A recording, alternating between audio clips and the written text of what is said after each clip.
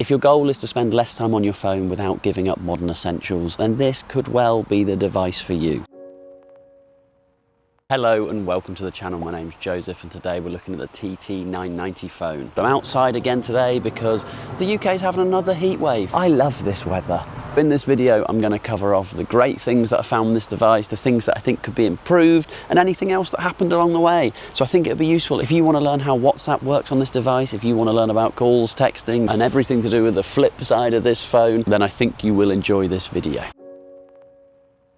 Priced at just £149, this is a real bargain, and I think that probably gives an indication as to my thoughts on the phone. But £149 for a phone that runs a version of Android 14 is pretty damn good. By running a de-googled version of Android 14, it gives you access to apps like Spotify, WhatsApp. It combines a physical keypad with a touchscreen. It has 4G connectivity. It's charged via USB-C. It comes with a charging dock as well. I found that really useful of keeping this somewhere else in the house. Pop it in the charging dock. We have a headphone jack to plug in your headphones. It also has Bluetooth and that works absolutely brilliantly. In my mind, this clearly isn't a dumb phone trying to be a smartphone. This is just a smartphone trying to keep things simple.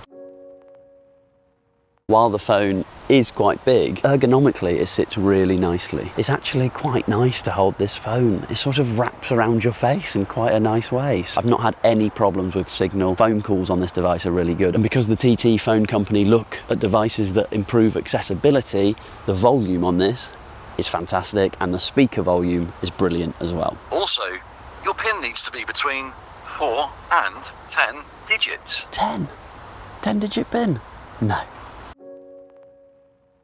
I think there is so much scope for this external screen, but right now, just out of the box, it's very basic. It shows you the date, it shows you the time. One of the messages that I got from the developer was that they were trying to improve the usage on this. It does show me who's calling, it does show that I have a text, but it doesn't show me who that text is from. It just has a little icon. Other thing as well is it's currently activated, not by tapping it, it doesn't actually respond to that at all.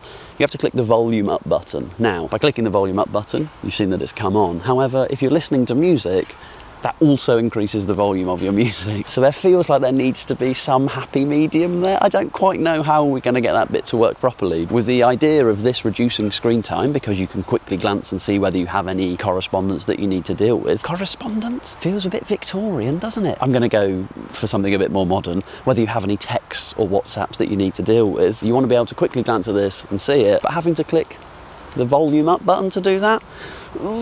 I don't know the answer to that because there aren't a huge amount of buttons on here. Maybe we could look at a double click on it.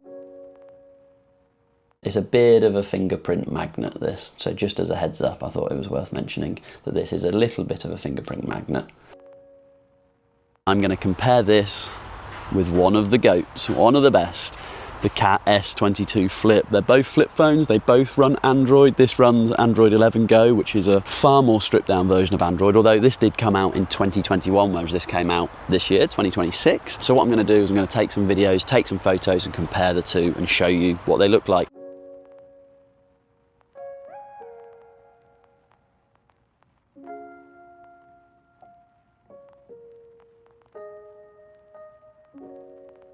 So here I am testing the cameras on the TT990 phone and the Cat S22 Flip. Now, as I talk to the TT990 phone, the audio is also from the TTfone. Whereas when I now look at the Cat S22 Flip, the audio is coming from the Cat S22 Flip. We switch back to the TT audio, trying to make sure that I'm not holding any form of microphone on these, but they are big devices, so that is a tough thing to do. But anyway, this is me chatting away on these devices. I'm now using the back camera on the TT990 phone and the Cat S22 Flip. Despite both of these having external screens, I can't see if I'm in shot. So right now the audio is coming from the TT990 phone as I look into it, and we've switched over to the Cat S22 Flip, just to give you an idea of what these both look like. So I'm also just doing a quick video with both of these devices as I walk from shade and into the sun and seeing how they cope with the change in light, and it is unbelievable. Fly on my arm. It is unbelievably hot today and the sun is extremely bright. So right now we're looking at the TTfone, and right now we're looking at the Cat phone.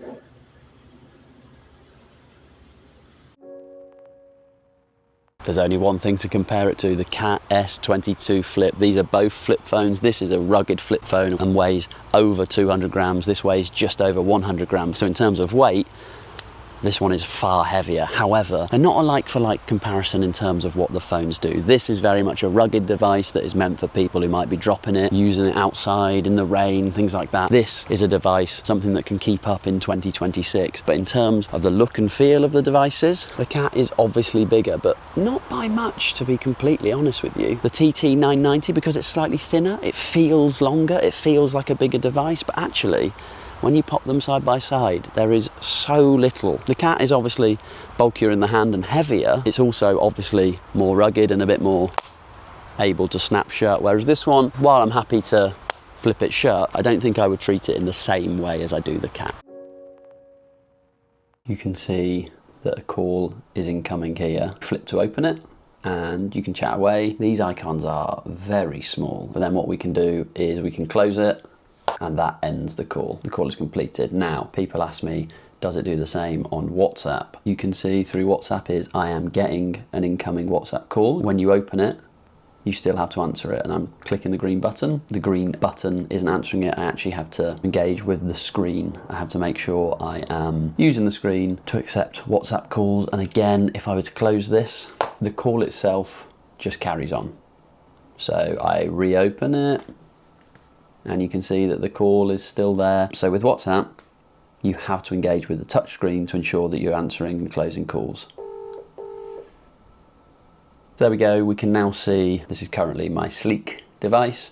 I'm using that, and I'm using the TTfone here. And the TTfone works very well. I'm looking into the camera, you can see it outputting on this device here. And video calls work well. It's just that, again, if I were to close this, you'll see that that video is paused, and then I reopen it, and the video restarts back up again. I actually have to go through and end the call that way.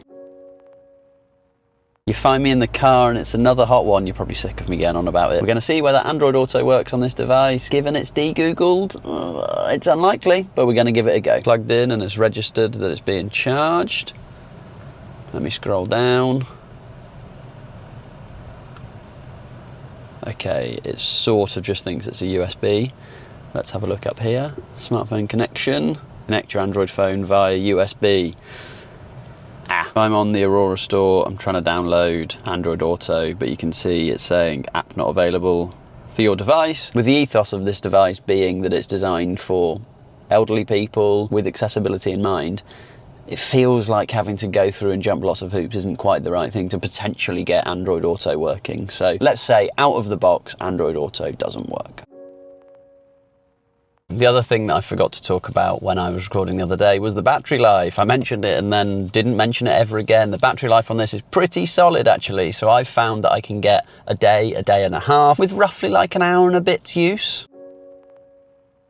The final thing I wanted to talk about was accessibility, and I made the decision to not record this in the sort of studio lights and things like that. I thought it'd be far better and far more useful for people to see it in everyday life, in everyday lighting. Welcome to everyday lighting, everybody. So the phone itself is designed with accessibility in mind. Have they got everything right?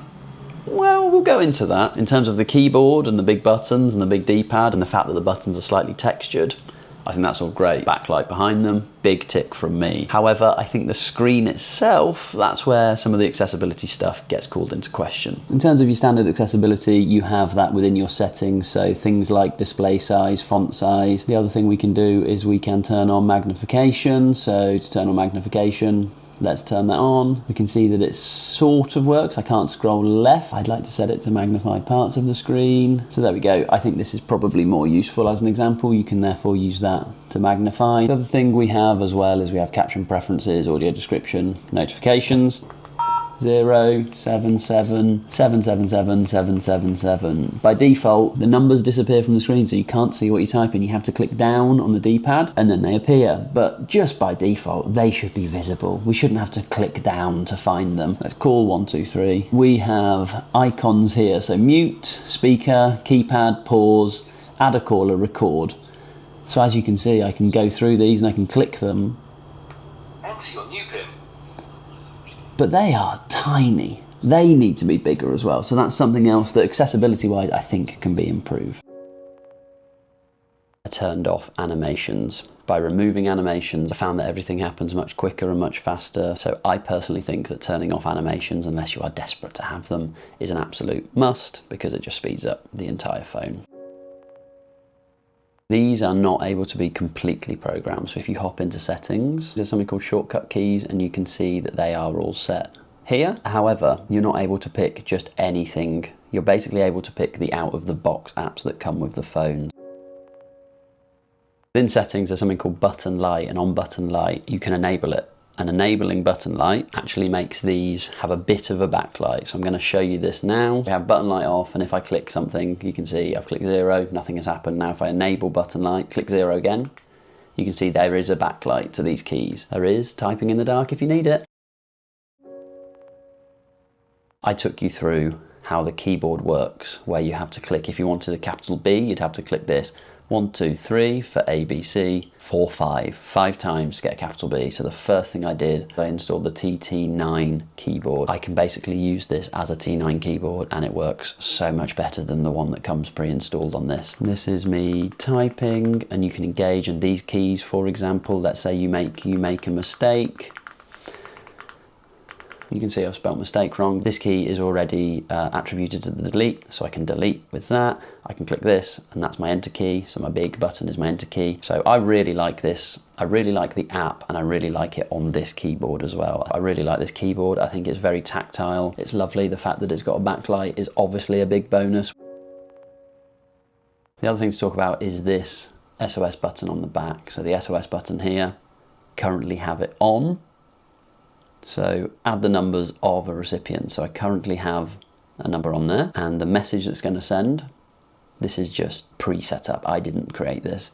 SOS, I need your help immediately. Press the power button quickly 5 times to start the actions below.